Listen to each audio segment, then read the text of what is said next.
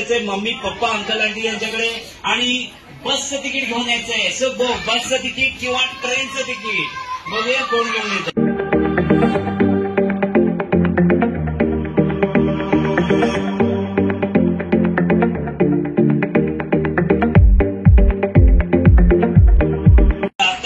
जहां में जिसका अंत नहीं उसे आसमां कहते हैं और इस धरती पर जिसका अंत नहीं उसे माँ कहते हैं.